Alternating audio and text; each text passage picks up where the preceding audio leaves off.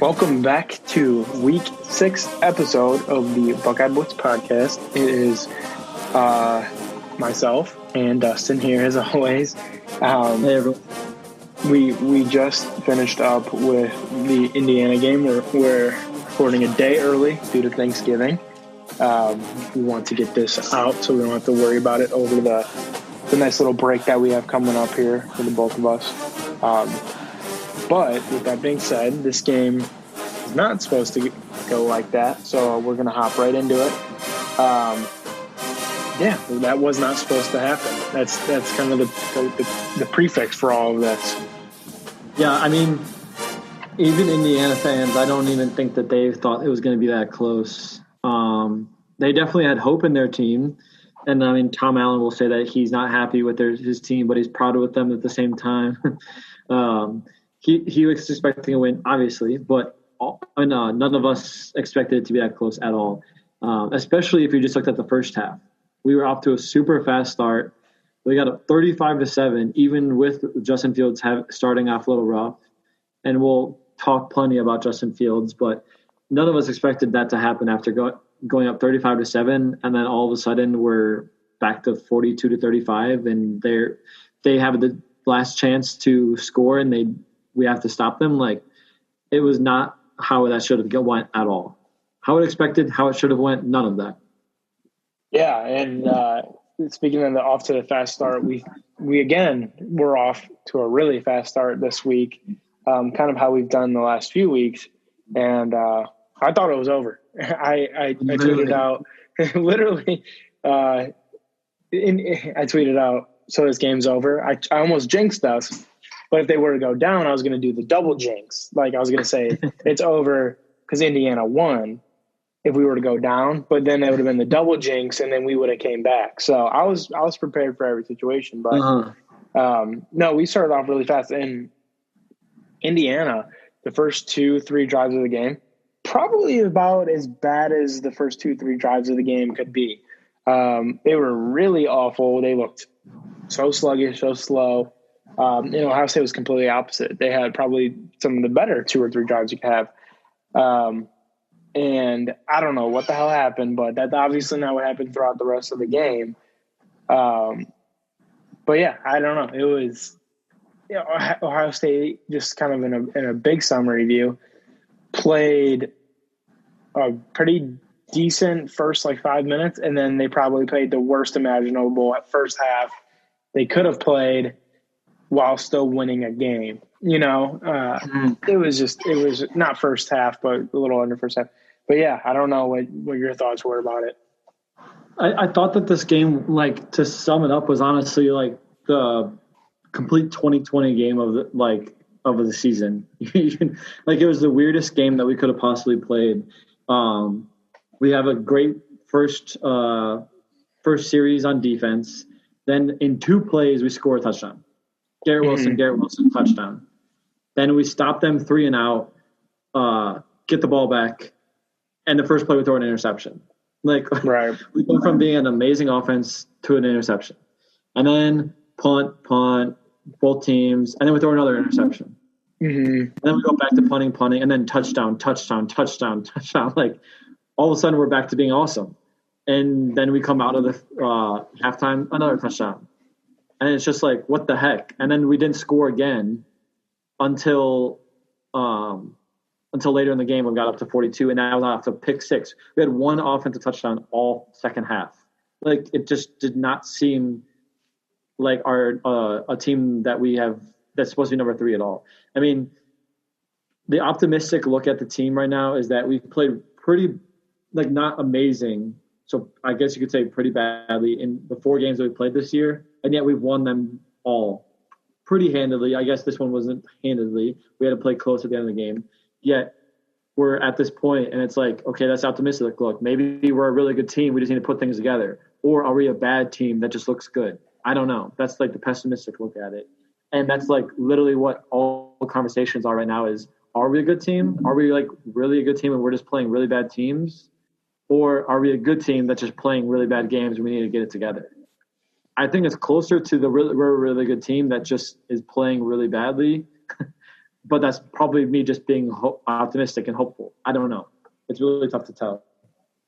Yeah, those are some really great points, and that 21-point spread was like a roller coaster throughout the game. First drive, you're like, oh yeah, this is like they're gonna crush this, midway through the half, you're like, this spread is looking awful. There's no way Ohio State's covering, and then 4 touchdowns in a row. We're at the top. We're at the tippy top of the roller coaster, and there's absolutely no way Ohio State doesn't cover. And obviously, at the end of the game, it was like a very slow decline on the probability of them covering. I liken it to the Magnum at Cedar Point. Yeah, or even more accurate would be what's the one that they race, the Gemini. The Gemini, yeah. Yep, yeah. That's what the probability of the spread covering looked like. The Gemini, you go up and down, like crazy. So that game was really entertaining. I was not expecting to be that attuned to it the entire game. It was really not fun to watch. It's kind of miserable to watch. Justin Fields, no doubt, worst game as a Buckeye. He had 3 interceptions coming into that game. He threw 3 interceptions. 300 yards, 2 TDs, 3 interceptions. And Penix on the other end had probably his best day of his life, 491 yards, 5 TDs, 1 INT. But I'm pretty sure that Indiana had negative rushing yards for the game. Negative 1 rushing yards, yep. Yeah. Yeah, they just stopped running the ball. I almost think that makes us look worse. Right. Because we knew that they're not going to run the ball, and yet he still threw 491 passing yards against. Like every play we knew they were going to pass it, literally every single play, and we never could stop the pass. They passed all over us. And yes, Penix is legit and he's good, but I still don't he's not a top 5 quarterback. He's not like a Heisman hopeful. I mean, even though there's debates you could say he is, but at the same time, like we should not be allowing this to happen. Penix is going to be the guy you see in the NFL in like 2 years. And it's like, I don't even know. What's his first name? Michael. Is it Michael? They're going to be like, Michael Penix signs with the Bears practice squad. And then like week 11, you're going to be like, Penix elevated the Bears practice squad or regular or 40-man roster.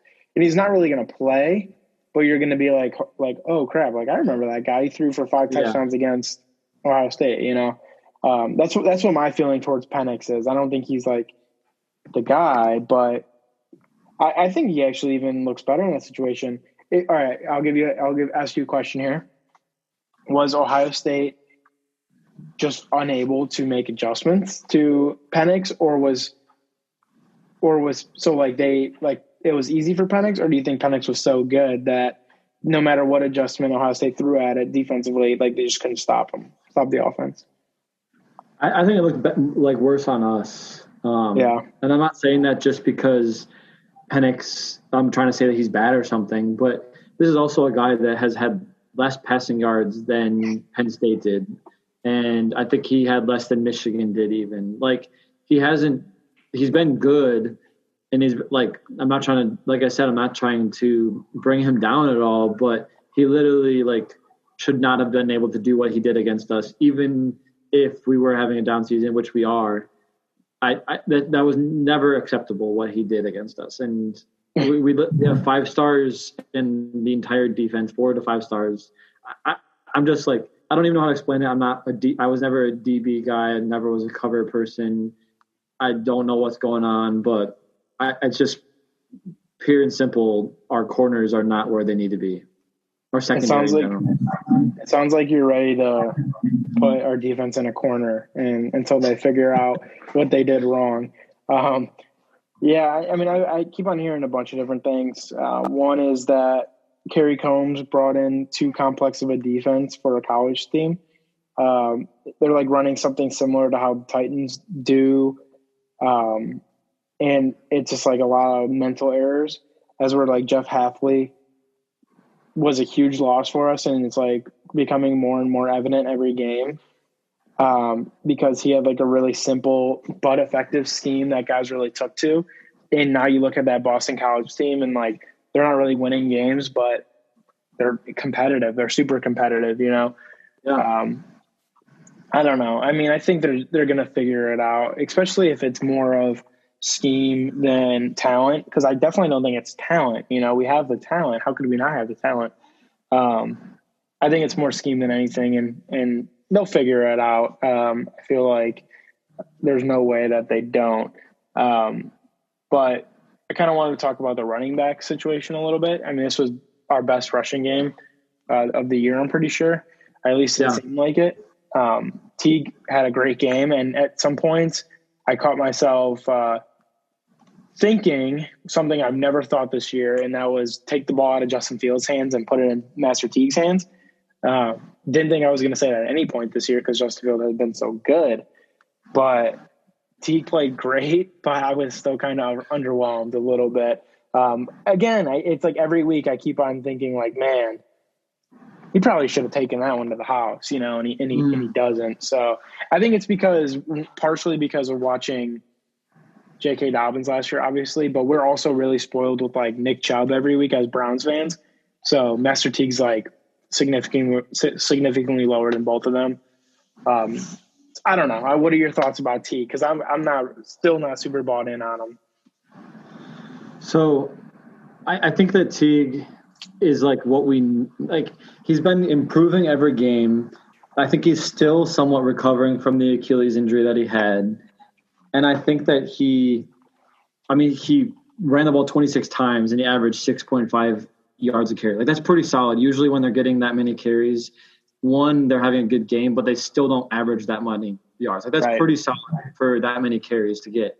Absolutely. Even Trey Sermon looks pretty good too. He averaged 6.7 yards per carry. I kind of wish we gave him the ball a little bit more. He's improved every game as well. He looks better. And honestly, watching the game, I agree. I kept thinking, give the ball to the running backs. Like run the ball. Like they cannot stop us from running the ball, and we're not running for some reason. But then I look at we ran 50 times and we threw the ball 30 times. You know, like maybe just felt like that, but at the same time, 15 of those carries were Justin Fields just scrambling basically to make up some yards. Like they weren't designed runs, a lot of them too. Right. So that's why I kind of feel like maybe we need to I just wish we established the run a lot more. And I can get into it a little bit later, but I kind of want to get into like a discussion about some of the decisions in the game, and how I've kind of felt about like our offense in general. But like I said, we can get into that later. But I do think that Teague can be a little bit of a boring person to watch because you don't realize he's playing well, and then you look at the stat sheet and you're like, he actually had a really good game. Like that 41-yard run looked really nice, but he looked slow at the same time. Like, I don't know. I think we were spoiled by JK. I agree, because he was super fun to watch. And I even think JK was more fun to watch sometimes than Zeke was, because Zeke was so much of a hit the hole really hard and run fast. And he was amazing at it. But JK was so shifty. He was quick. He made awesome catches too. And he was like a huge give me the ball and I'll win you the game, where I don't think that that's what Teague or Trey Sermon is. I am surprised how much we've favored Teague in the running game. Obviously, it's kind of hot hand, but even Trey has looked pretty good. So I don't know how the hot hand really works in that situation, but it's interesting to see. We had one running back reception last week, which is baffling to me because you watch NFL rosters or NFL teams and they do it better than anyone. But I feel like the running back has to be involved in the passing game now. You know, we had Trey Sermon caught one pass. Master Teague caught none. You know, and I feel like it just opens up so much. And maybe that goes back to the play calling thing, or maybe just neither guy is really good at it. I'm trying to look up right here. So J.K. Dobbins had 23 receptions last year for 247 yards.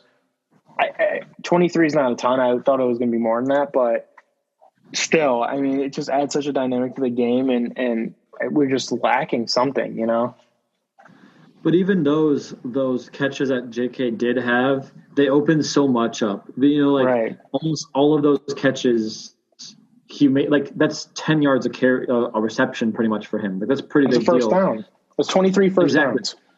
Mm-hmm. Those made a difference. You know, like 23 might not feel like a lot, but I mean, we average like what 20 passes a game. Even like we're not passing a ton either.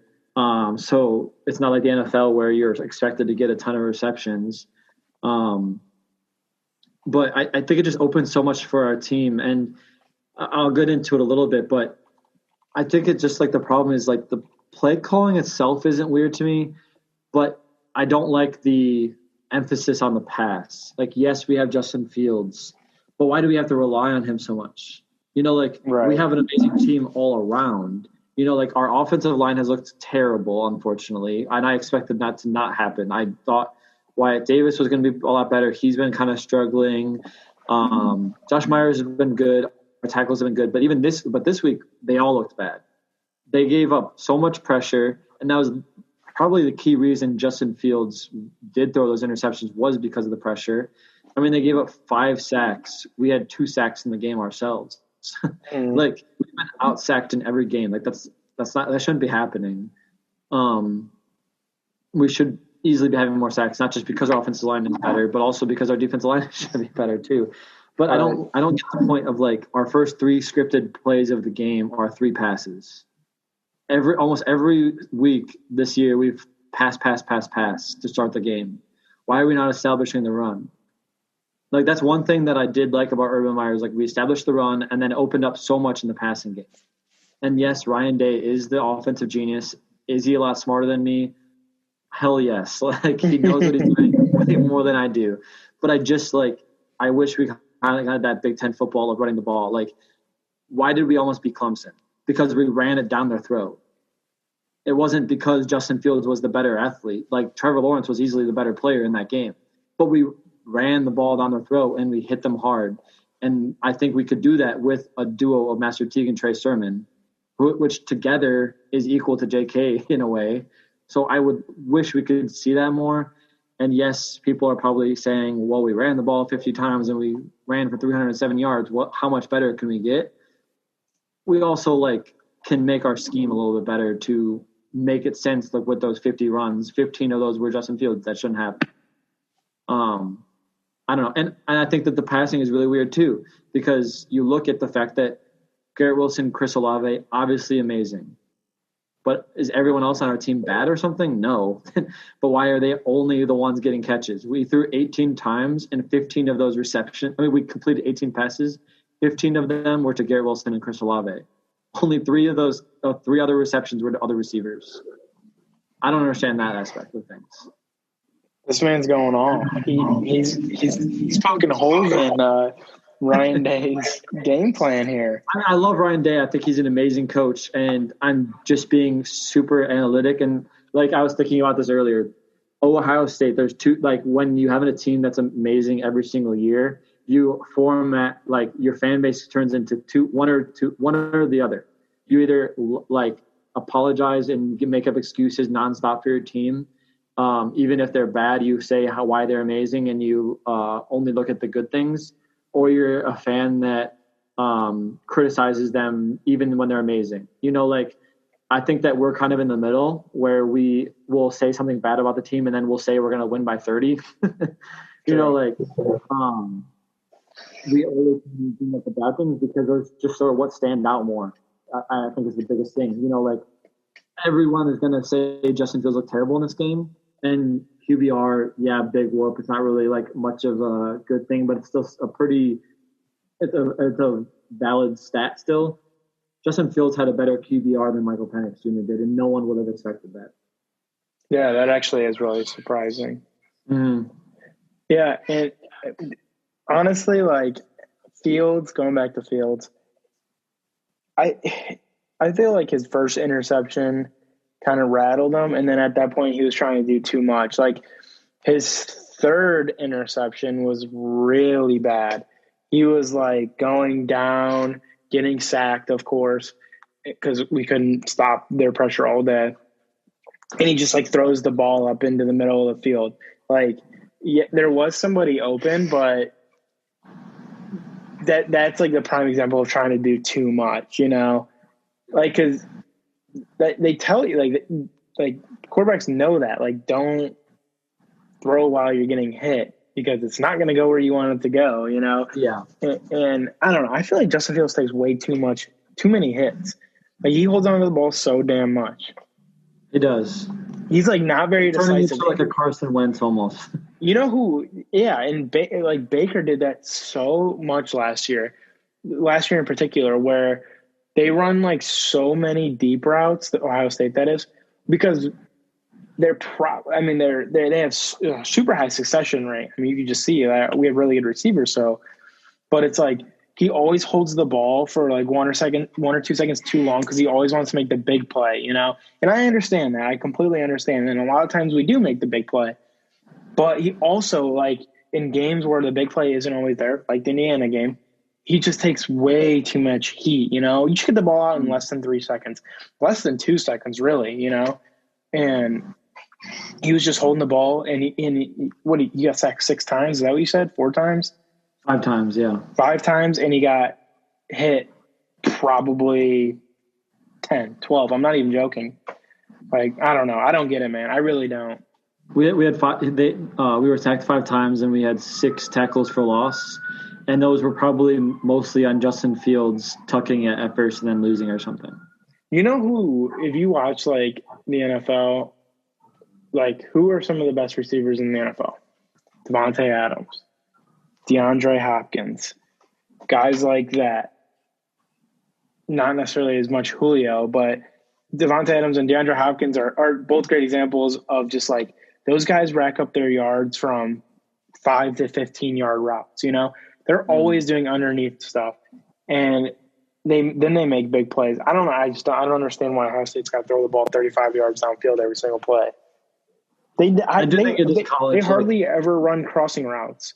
I think the Jigba I saw one crossing route that I can remember. It was in Jigba, and he had a first down. That was one of the 3 other receptions, you know? Yeah. I think it's just like Garrett Wilson gets a good amount of those kind of passes. But Chris Olave is always just deep throws. I think it's just like Ohio State every year. We have these super high expectations. And I don't think we're really good at not living up to those expectations. The last time we won the championship, 2014, it's almost like we won because we had super low expectations. You know, like it was the opposite. Like when we have super high expectations, we suck. Never do we suck. Sorry. Just that we don't reach those expectations. But then you look at Clemson and Alabama, and every year they meet those expectations. They get the top recruits, and those top recruits perform. I mean, yes, our players are performing. Yes, they're doing what they need to do, but nothing seems like it works the way we want it to. I've said a ton of like bad things, so I'll try to defend it. I think the biggest thing is that we don't remember is that this is the 4th game of the season. We just came off of a bye week that was not supposed to happen, and that was apparently something that Ryan Day said really hurt them. Even before the game started, he said that was something that he was really worried about, which is weird to me that that's such a big deal, you know, because you already know how a bye week should go, so just implement those plans. But apparently an unplanned bye week is really bad for your team. And he's not the only one that has said that, so it's not just Ryan Day. Like every coach is complaining about the bye weeks. Sure. And we're used to having those 3 games of just getting the kinks out, and you kind of get to see who your players are against the non-conference teams. And this week in a normal season, if it was our 4th game, we would have been just starting our Big Ten playing. Now we're in our 4th game of Big Ten play, which is possibly why the Big Ten's so a mess, and most conferences are so a mess. Mm-hmm. Look at Alabama's schedule. The 3rd game of their season, which would have been like what our 3rd game was last week, they played Ole Miss, and they almost lost that game. It's kind of like the game, you know. And then they played Georgia, and they were down by like 20 points at halftime. Yes, they won that game because Alabama's just a better team. But like those are 2 games in a row where Alabama looked like not the first overall team in the country. No one freaked out though. and we're kind of freaking out about Ohio State all of a sudden. So I will try to I am giving ourselves credit. I mean, Clemson, you look at Clemson, they almost lost to Boston College and then lost to Notre Dame. Yes, they didn't have Trevor Lawrence, but there wasn't much of a drop-off. And then you look at Notre Dame. They literally played a game. I can't remember who it was against. Someone in the ACC that was not a good team, and they won by like 7 points. Like they had a really close game. Sorry, go ahead. No, go ahead. Continue.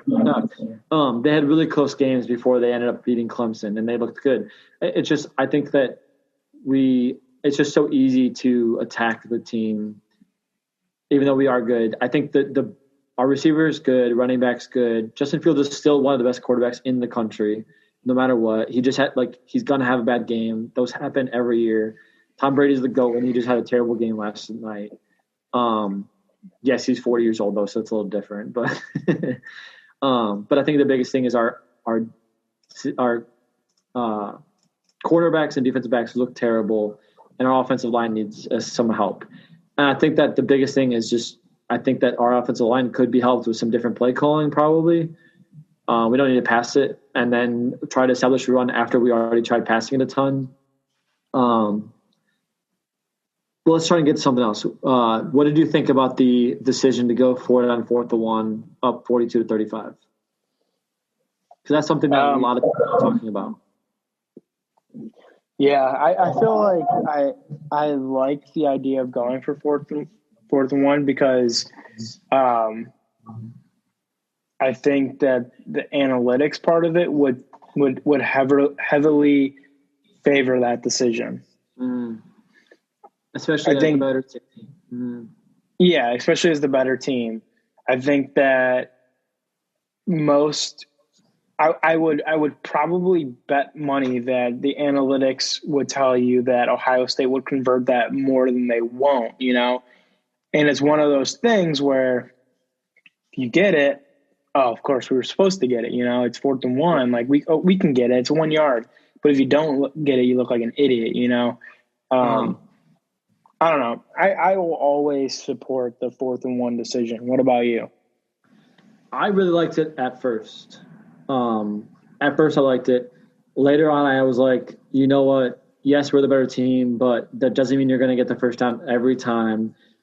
Let's kick the field goal, and we're up by another score. We're almost put the game away 100%, rather than there's still a chance they win this game. I like that aspect of things, but we already missed a field goal that game. And we were on our backup kicker. It's tough to rely on college kickers, so there's that aspect as well. I think that was the driving factor too. Just want to throw that in there. Exactly.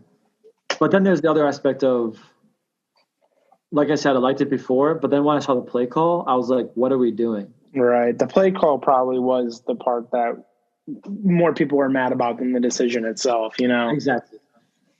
When you have someone like Justin Fields and Master Teague, who's a good downhill runner, why are we not running the ball? Why are we not? Justin Fields is 6'4", everyone thinks he's small, but he's really big. He's really big. He's much more of a power running guy than JT Barrett was, and we never went away from the run on the JT Barrett for 4th and 1. I mean, yes, it was a different coach still, but I don't know why we went for the pass to the tight end when we haven't passed. We haven't done any of those plays all game. Right. I mean, and then I'll use this as a segue into the refs. That targeting call, I believe, was on that play. That was terrible. That should have been a targeting no matter what.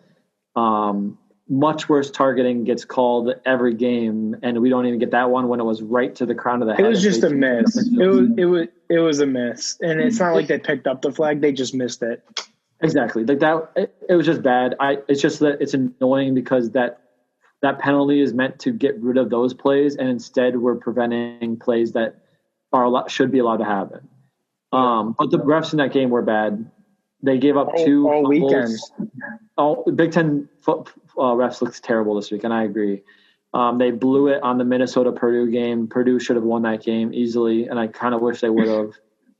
That was a bad call. That was one of the worst calls I've ever seen, no doubt. But I think that the two fumbles that they missed, that was really bad. And it could have probably could have changed the momentum of that game. It probably could have put Indiana more in a hole and lost their momentum a little bit more. But I won't make excuses. I don't know how Ohio State always gets screwed with the fumble call. I don't know. It's just we have different rules. We have different rules than every other conference, apparently. Not even. Apparently. We have different rules than every other team. Like a fumble, what's considered a fumble for us is completely different. Mm-hmm. You know, it just doesn't. It's like not. It's like I said, they're literally not even using the same rule book. I don't understand it. I mean, targeting is even called differently in different conferences too. Mm-hmm. In the ACC, they call like everything a targeting. Not ACC, sorry. I mean, literally, like AAC. No, ACC. Yeah, sorry. Like Trevor Lawrence literally had a targeting call for him that hit his chest the one time. Like, it's just, I mean, I get that that's part of the rule. If he ducks his head, it counts as a targeting. But this dude was fine. Like, if Justin Fields was hurt, I wonder if they would have called it differently. Yeah, it was bad. And Justin Fields, again, bad play call, kind of, but it was there. It was there. He was open. He was open, you know. And I don't know. Like, the play call was definitely not great, whatever, but it was open. At some point, the play was open. Justin Fields just kind of missed the throw, and I think it was one of those things like 90% of the time he probably makes that throw. He was just kind of off. Yeah. It was raining a little bit too. I'll give him a little bit of credit, but true, it was ugly. I don't know, man. I would like to see the analytics of 4th and 1 QB sneak. It literally has to be 75%. Because QB sneak is the most efficient play in football. It like almost always works. Yeah. I think that the NFL does a pretty good job of showing the analytics of percent chance of them winning a game depending on which they choose. And I think there was one with the Colts-Packers game, I think it was. But on Sunday where they showed that like if the Colts would have went for the 4th down, they had an 84% chance of winning the game. If they didn't, they had a 71% chance of winning the game. Very small difference, but that's everything in football. Would you feel better with a 89% field goal kicker or a 71% field goal kicker? Yeah, exactly. Significantly better. Like, especially in college football, if you miss one, they're giving up on you. For sure. Unless it was the Michigan-Ohio State game in 2016 where I think it was Blake Hubiel. No, it was whoever was right before him. I don't remember who it was, but he missed like 3 field goals in that game. Nuremberger, yeah, thank you. I couldn't remember his name. Sean Nuremberger, my guy. Yeah, I just know because my roommate hated him, so we would often talk about Sean Nuremberger. He was easily hateable. Yeah. But I'll close out that game with a few notes. I'll just say, sum it up. Indiana, better team than people give them credit for. Ohio State, we're fine. Justin Fields, he's fine. He needed a bad game. It needed to happen. I'd rather get it out of the way now than later. Running backs look good, and I think the secondary and offensive line are the main concern. I agree, the secondary, they just really look out of place. I think it was more mental mistakes than physical mistakes. Yeah. On those big plays, they were completely out of place, and that was like the biggest problem. Yeah, I think they can probably simplify that up and hopefully make some adjustments. Yeah. Any last comments? I think we kind of really hit it all, in my opinion. But there was a lot to say about the game. It was easily the biggest game of the year, and probably will end up being the biggest game up until maybe the Big Ten championship. So, one thing I do want to close out on, you made a really good point. Like, Alabama's 3rd game of the year, they almost lost. Nobody really thought it was a big deal. Blah blah blah. But I will say, in our situation, we're a little bit different because we don't have another big game. We don't have another top 10 opponent. Like, I don't care, Northwestern. There's no guarantee that Northwestern's going to be a top 10 team, you know? I agree. So we don't have another big game where Alabama has, like, many big games throughout the year this year. We don't have another big game. We don't have another opportunity to prove ourselves. We don't have another opportunity to, like, have top-tier competition. So I just wish that we would have really just played well. Not that we still put up 42 points. No, I 100%. Like, Justin Fields still put 300 passing yards. I think his second most all season. Like, it was still pretty solid. Yeah, I was going to say Ohio State probably played as bad as they could have played. And, CFP rankings literally just came out. Alabama 1, Notre Dame 2, Clemson 3, Ohio State 4. Ohio State 4? Yep. Wow, I'm shocked they put Clemson at 3. Ohio State 4. We were going to do some predictions. We thought we were going to be ahead of this, but we got breaking news here. Right. Wow. All right, so we were going to go into this anyway. So let's see, live updates. Let's go. We'll do the top 10 real quick. What are your thoughts? Alabama, Notre Dame, Clemson, and Ohio State. Obviously, the thoughts are Ohio State shocking to be at number 4. That does really suck because we don't have any other big games the rest of the season. But Northwestern being at 8 does help us. I think Ohio State being at 4 really sucks because that opens the door for us to get kicked out. Yeah, we're the first team out. Wow. They hated the Indiana game. Apparently. I mean, there's actually no way to tell because you know what's even more surprising? BYU's 14. Wow. They're pissed. Cincinnati 7.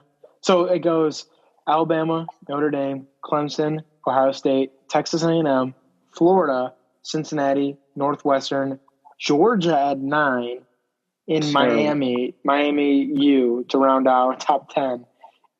Indiana's at 12. That's not bad. No. Wisconsin's still somehow 16. This is so – if you look at the records, this is like so effed up.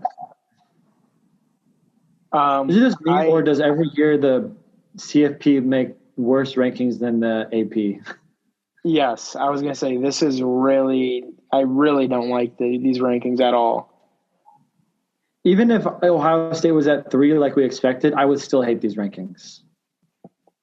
No, I 100% agree. I don't understand how you put BYU at 14. How do you put Oklahoma, a 2-loss team, and Iowa State, a 2-loss team above BYU? And Georgia. Georgia's like number 9. Yes, they look amazing right now, but this is not what they look like. This is literally what their record is. And Oklahoma lost to Kansas State, who literally got shut out to a terrible team last week. Kansas State's terrible. Why? This makes no sense to me. Wow, these are brutally bad. Georgia should not be 9. They lost to Florida and Alabama. Yes, Florida is 6 and Alabama is 1, but Florida made Georgia look garbage. Poor BYU. Carolina. Yeah, that's really bad. They're putting a little bit of respect on Cincy, but yeah, they're basically saying that we're never going to let a Group 5 team in unless you schedule a Power 5 team and you beat them. I don't understand how. Wow, I do not understand how they got to these. Northwestern beats a somewhat. No, I just don't get it. The Big Ten looked terrible this year. Northwestern has 1 win against Wisconsin, who was out many of their best players, and somehow they're 8th. I mean, it helps Ohio State. It really helps Ohio State, but I just don't understand that. Mm. Wow. That was our live reaction. So there's obviously a lot of conspiracy theories about what's going to make more money, what looks better. I think this is a year that shows that instantly. Who plays this week that's a really big game? Notre Dame and North Carolina. North Carolina on the AP rankings is 25. On this ranking, they're 19. Right. What makes more money? Clemson being high, it makes more money. Georgia being higher makes more money. Oklahoma, like BYU, what money do they make? Absolutely nothing. I already can see it coming. I can see it coming, and I'm going to be so pissed when it happens. when Ohio State gets bumped out of the CFP and Notre Dame stays in there and they get blown out by Clemson. I guess they already played this year. Trevor Lawrence slits, but they play again this year, though. Yeah. Oh my God, I hate this. So, all right, who would bump us out though? I'm just saying one bad performance by us, one loss, and we're out. Which I think was going to happen anyways because we didn't have any good teams to play. Northwestern, I guess, but then do you put Northwestern in there too? Then I don't know. They probably Florida or Texas A&M probably slides into that 4 spot. I don't know. Yeah. I'm just saying I hate being at. I would much rather be at 3 because we're not the first guys out anymore. You know, or Texas A&M goes. Or Florida, or I can't remember the rest of their schedule, but they massacre everybody. I know both of them have some pretty big games. And Ohio State's just playing somewhat at like we're winning games, but not by a lot. Like, do they put Texas A&M, who's killing teams, really making a show out of it, in at 4 and take Ohio State out, even though they haven't lost the game? You know, I can just see that kind of stuff happening. Hopefully, this just lights a fire under OSU's ass and they get going or something. They need to. Seriously. And after seeing this. Yeah. I can't even, at first I was like, okay, maybe they just say that, okay, we haven't played enough games and they don't like that. BYU has literally won the most games out of all these teams and they're 14. So that's not even true. I don't get it.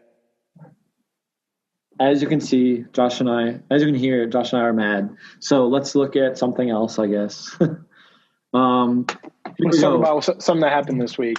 Bright side of college football from last week. Penn State is now 0-5. Maybe that's why we look bad. Maybe that's why we're 4, because Penn State sucks so bad. Penn State, I don't even have anything to say about them. They just suck. They ruin everything good for us. Literally. And then Nebraska keeps getting worse. We beat them. Rutgers keeps getting worse. Rutgers, another one. They lose to Michigan in triple overtime. Michigan had to bench Joe Milton to win the game. Yep. That was sad.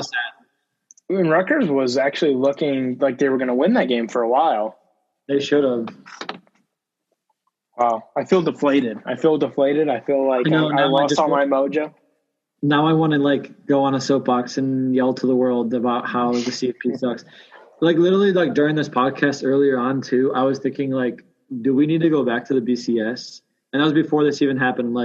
I was reading some people talk about how it ruins bowl games because the Rose Bowl doesn't matter. All these different bowl games have no meaning anymore. Mm-hmm. And I started defending it okay, well, the Rose Bowl actually means more because if it's one of the CFP games, there's an actual meaning to it. You can get to the championship game if you win that game. Mm-hmm. So, and you technically have more people watching the game, so they make more money. But I don't know. I think that the rankings are just weird. Maybe we should have just stuck to the 1 and 2. But then I can't say it at the same time because OSU winning at number 4 is the ultimate reason why the CFP is needed. So, right. I don't know. Right. With the BCS, we have no chance of being national champions at this point, But at least with the CFP, it gives us a shot. Yeah, I mean, would you like an Alabama versus Notre Dame matchup in the BCS championship this year? No. It would suck this year completely because I think even if we looked really good, we'd have no chance of making it just because we only play a certain amount of games. Mm-hmm. All right, well, let's talk. So Northwestern beats Wisconsin 17-7. We kind of already talked about Wisconsin without top 3 of their receivers. They're also coming out of still COVID protocol stuff. I don't know how much to look into it. It sucks for Wisconsin. That really does. I was really hoping that they would be our knight in shining armor to be there in the Big Ten championship for us and give us a good look and some credibility, but doesn't look like that's happening. Maybe Northwestern is taken seriously since they're number 8 right now, which is shocking to me.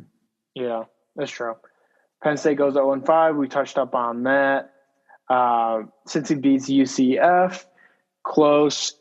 We just saw that they're ranked 7 now. So, which I'm surprised that they still gave them 7 because that game was surprising they didn't they didn't end that game differently. They ended up winning 36-3, but since he was in the red zone in the last minute of that game and they had 4 downs to score and they chose not to, it wasn't that they just weren't trying. They literally chose not to score in that game. And it wasn't like there was any time for UCF to score still. They just didn't score, honestly, and it sucked for anyone that was betting in that game. It was the second week in a row where I was like, okay, if I'm going to place a bet, this is what I would have placed. And it's the second week in a row where I would have lost money, so I'm glad I'm not a better. Well, we will have sports betting in Ohio very soon, so you'll have your chance. Don't worry. Yes. This is my realization that I'm just not a good gambler. But I was shocked by that just because the CFP loves style points, and since he decided not to use that, and they won't have a big game for the rest of the season. Yeah. Yeah, and obviously it shows. I can't even talk about hypotheticals now. CFP really. I mean, I don't agree. I mean, the Cincy one might be the only one that I don't hate at 7. That's probably the most realistic one. They're undefeated. They've looked good, but they're not a top 4 team. And they hover around that 5, 6, 7 range. And I think that's probably the one that I'm actually not super upset about. I just don't think that the separation between BYU and Cincy is that big. Oh, hell no. That was the weirdest part. No. Yeah. I mean, every week we've gone back and forth and we have had a debate about it every week about who's better. And we've had valid reasons for why one is better than the other every time. And yet, apparently the CFP has hundreds of reasons why to say Cincy's better. Right. And 7 other teams are better than BYU. I don't get it. I can't wait to go onto Twitter and see whatever. I was going to say, BYU Twitter's going to erupt. Wow. Well, I was going to talk about Oregon not looking really good and they were like the other Pac-12 to go into, possibly getting into it, but Oregon really not really having a chance, and they were pretty low in the rankings, so that's out the door. But since we were talking about BYU, I think it's kind of interesting because BYU has been in the media a lot lately, and not just because of Cincy, but BYU tweeted out any team, any place, anytime, anywhere, and then Washington reaches out to them to schedule a game, and they're like, no thanks. We'll wait till we get the CFP rankings, and they just saw those. I wonder if they will schedule it now. Yeah, I think that maybe the CFP is punishing them. But, I saw that a ton of BYU Cincy buzz in the national media this week before CFP rankings came out, and I was like, you guys are late to the party. We've been talking about that for weeks now, and now it's just kind of catching up steam. Now it's going to go away, so kind of a moot point. But CFP rankings came out. Looks like preview of this week. The big game, Notre Dame versus North Carolina. Sam Howell. I'm a believer. I'm a Sam Howell truther. And I think that North Carolina has a good chance. I would love to see an upset. I'm going to be cheering hardcore for North Carolina. North Carolina is on the brink of being a really good team. I think their loss to Virginia, I think it was in the beginning of the year, really put them off track. But they were a top 5 team, I believe, at one point. So they were, I'm actually really excited. I hate Notre Dame. I want them to lose every single game. So I'll be rooting for North Carolina. I don't hate Notre Dame, and I usually don't mind when they win, but I do want them to lose this game. But I think that I think that North Carolina, someone summed it up for me the other day, and I thought it was perfect, that North Carolina has the talent to beat any team. They're one of the most talented teams, but they're young enough to lose any game because they are so young and experienced. And Mac Brown's a great coach. So I think that this is really exciting. Yeah, and it's I agree. Because of Thanksgiving, it will be on Friday night. Friday at 3:30, actually. Oh, wow. Yeah. That's awesome. It's like a half slate, 12, 3:30, and 7 o'clock games on Friday. Cool. I like that. That's full. Yeah. We have Penn State versus Michigan this week. Michigan 2-point favorite. That's actually, I don't know. Vegas should just stay away from this game. How do you even put out odds on it? Both teams are really bad. Yeah. if I had to pick one, I literally could not give a good reason for either team. If Michigan starts the quarterback that they put in for Joe Milton, who played pretty well, I think that Michigan could beat them. But I don't know who they're playing. Like who they're going to start. That's a good. Okay. That's a good argument. You sold me. Okay. I think we both described it last week as the Suck Bowl, and I think that's still very accurate. I'm actually kind of excited for it. Me too. Oddly excited. It'll be really hilarious either way. Either team loses, because Penn State losing would further cement James Franklin's grave, and Michigan losing would just be funny that they lost to unwinning Penn State. I think that would perfectly nail the head in the coffin for Jim Harbaugh being fired if Michigan loses. This is not that he probably isn't already. Both these guys are coaching for their jobs this week.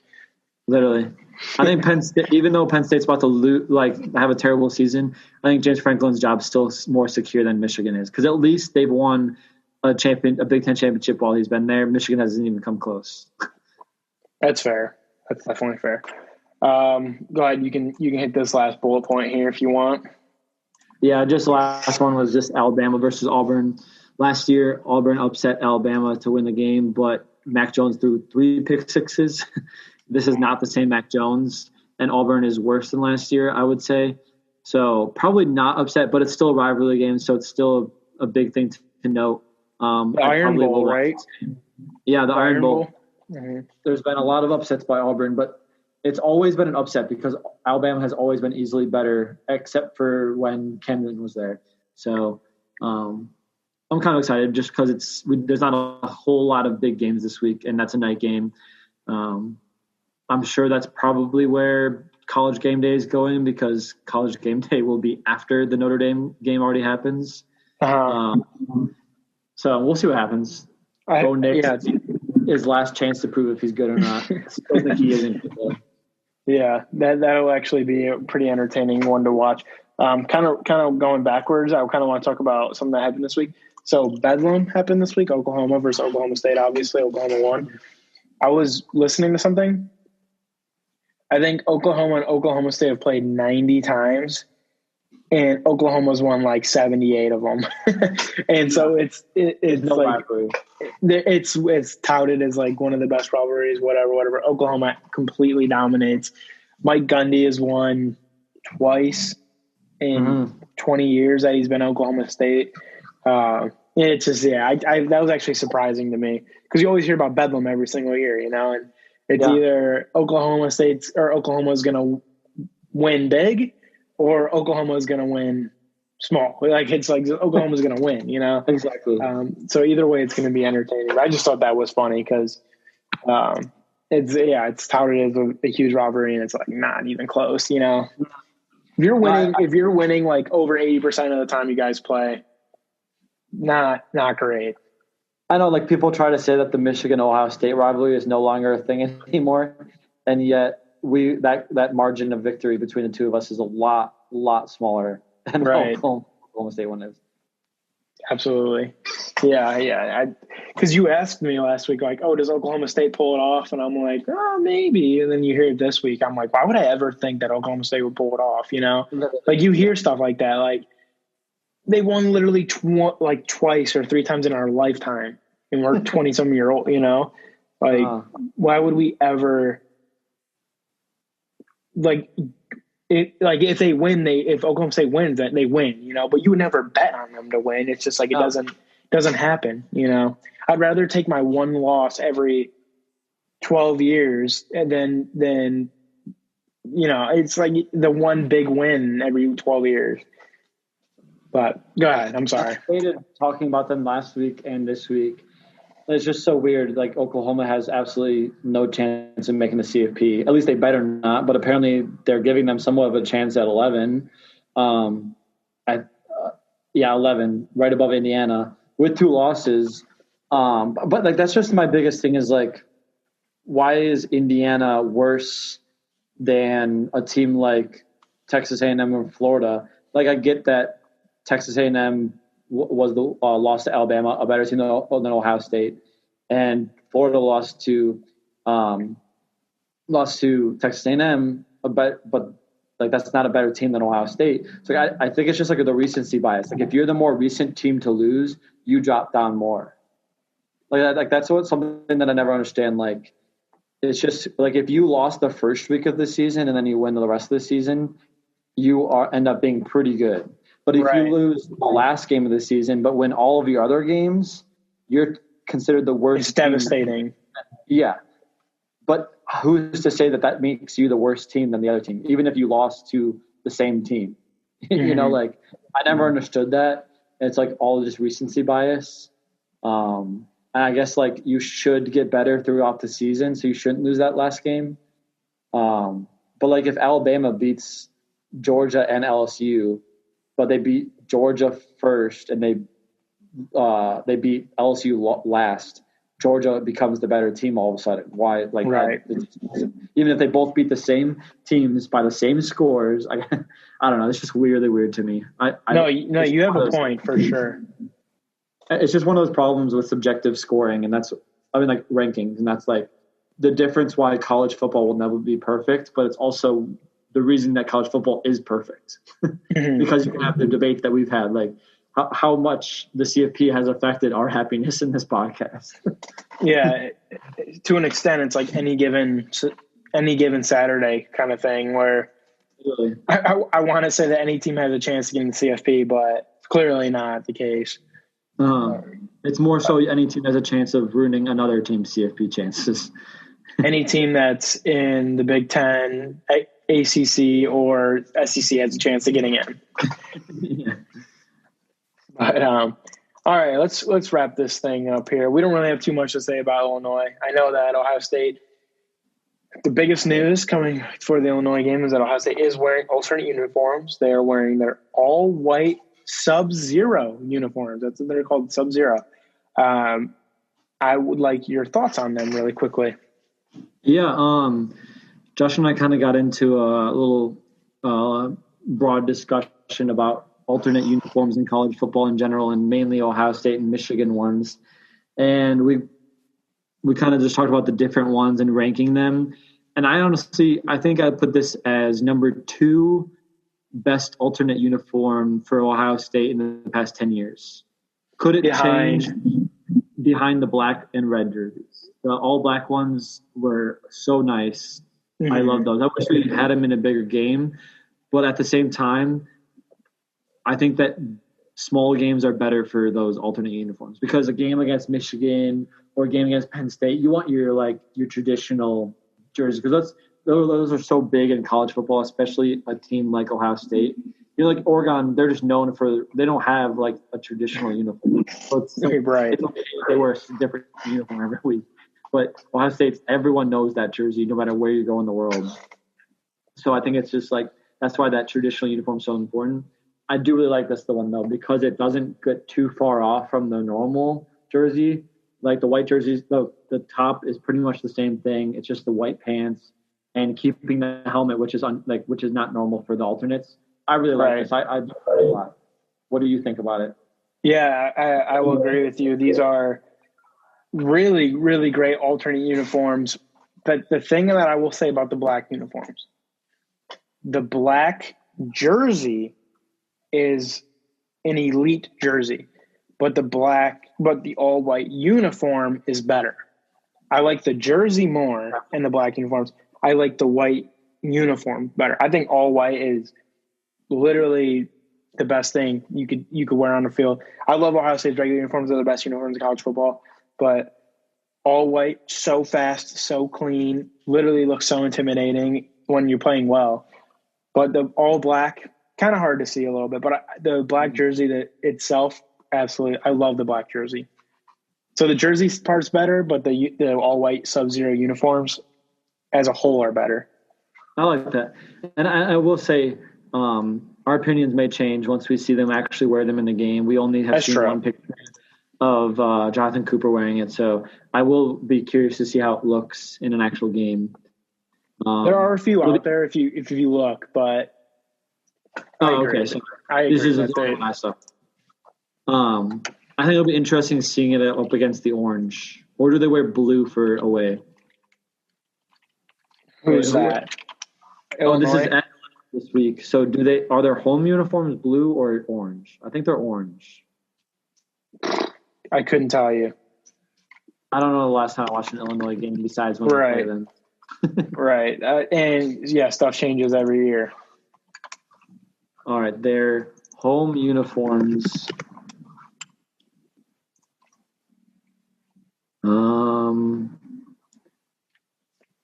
Blue. Having trouble here. I would think blue. I think so too. Is what I'm seeing more blue, but it's not like saying exactly what. I don't know. I'm trying to be quick about it. So, but I think they're wearing blue. So I think it'll be like I think the white against that blue. I think it'll look nice. Yeah, it can alternate. They wear the orange or blue, but they wear more blue at home. I think is what I'm going with. Okay. I will take your word for that. But game-wise, Ohio State, 28.5-point favorites. It's pretty big spread, but that's kind of expected. Illinois, not a great team, but they did just beat Nebraska last week. And they beat Rutgers, barely, but they still beat them. But they lost to Minnesota, Purdue, and lost to Wisconsin. They made Wisconsin look amazing. They allowed Graham Mertz to complete every pass except for one. So I personally expect this to be a huge rebound game for Justin Fields. What are your thoughts on this game?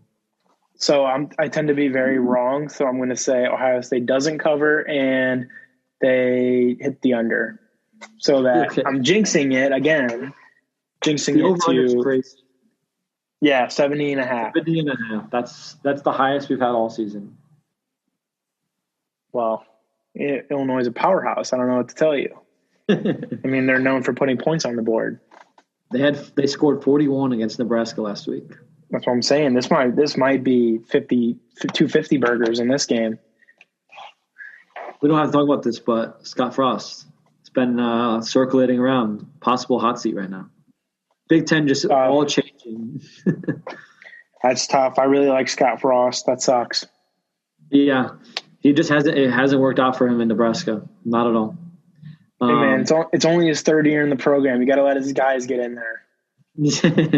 They give Jim Harbaugh a time, but then again, Jim Harbaugh did have more successful seasons than Nebraska did. So we'll say he had more wins. I don't know if it was more successful. True, expectations are a lot different for the two programs. Right. But if Nebraska had 11 wins, that would be insane. It would be, yeah. It would be a lifetimer contract. I mean, it used to be how they were. They're just not anymore, that's for sure. But I will agree. I'll go with we don't cover and we're under the spread, but we still beat them by over 20 points. Okay. We need to hit the spread, though. I'll say 52-17. Ooh, I like the 50 burger. I like the 50 burger. I think our offense comes out strong. I think we get another. So they missed the spread by half a point. I'll go with that. I like that. Okay. All right. I know. I'll go for the push. 52.5 to 17.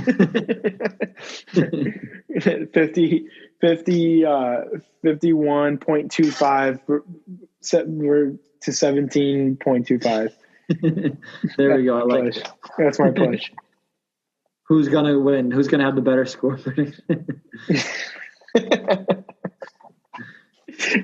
I don't even know what to say to that one. Yeah. Otherwise, they're more of a running team than a passing team. Their quarterback situation has been super weird. Their highest passing quarterback has only thrown 46 passes all season with 3 touchdowns and 2 interceptions.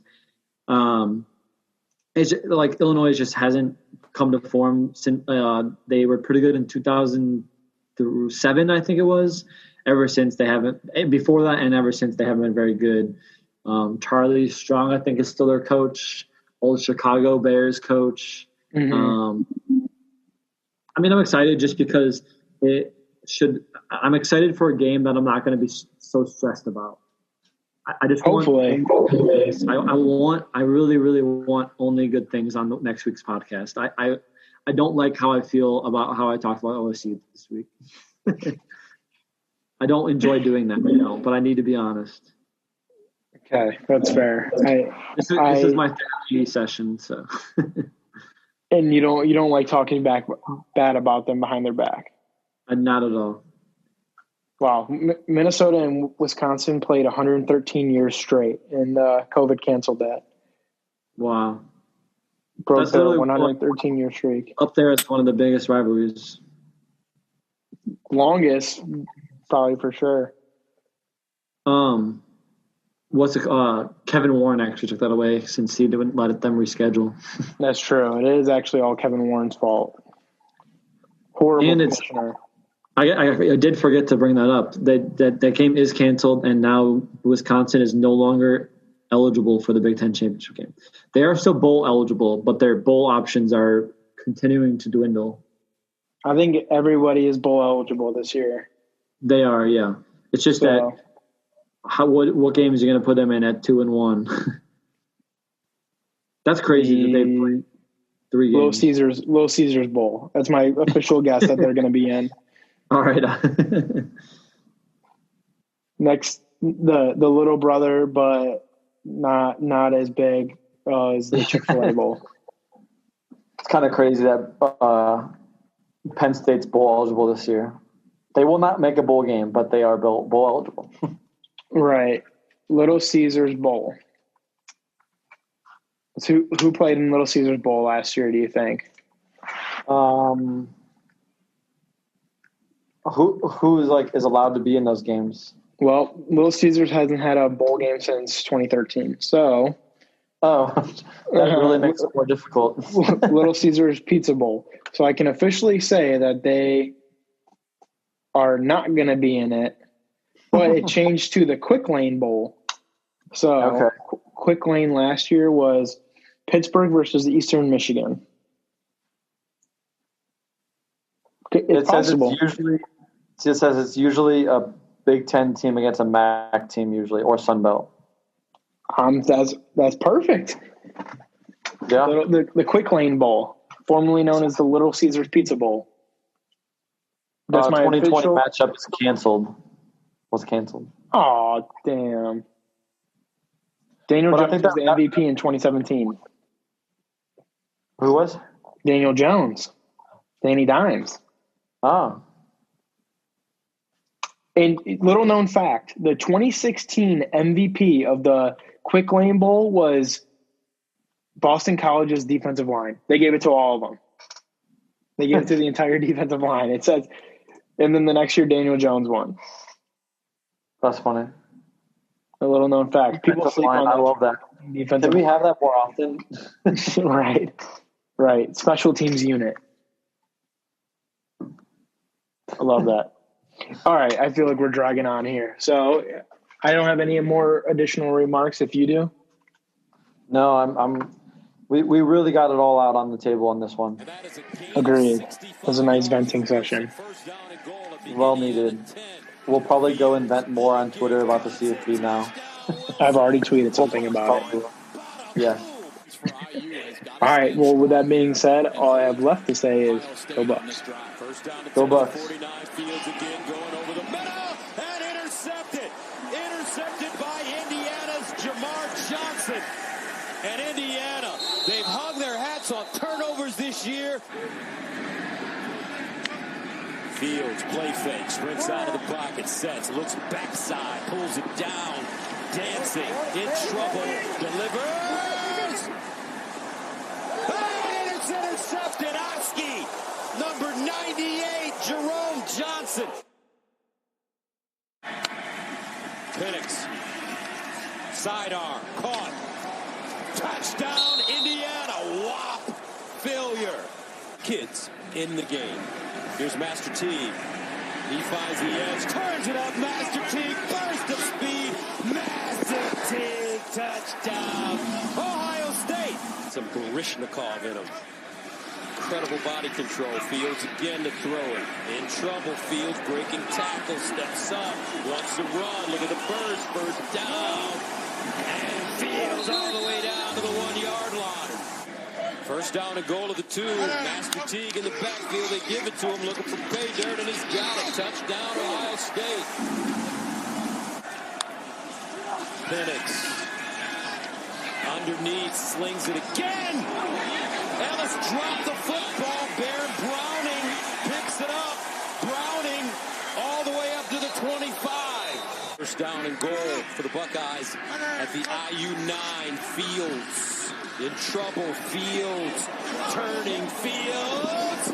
Nice touchdown, Buckeyes. First down and goal of the 9. Fields, play fake, Fields, end zone, Fields, touchdown again, Garrett Wilson.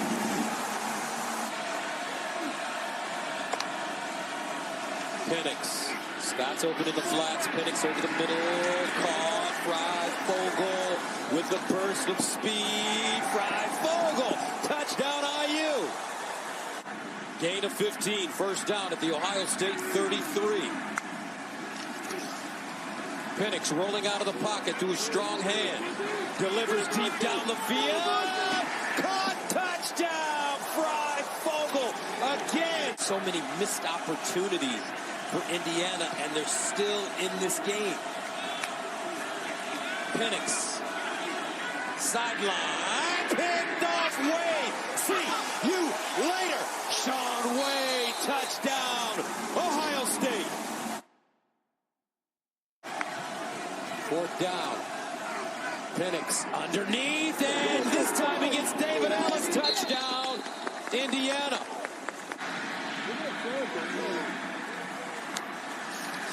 Here's Mike Penix. Delivers. Oh, Brett Fogel caught it. Touchdown, Indiana. But will this be offensive pass interference?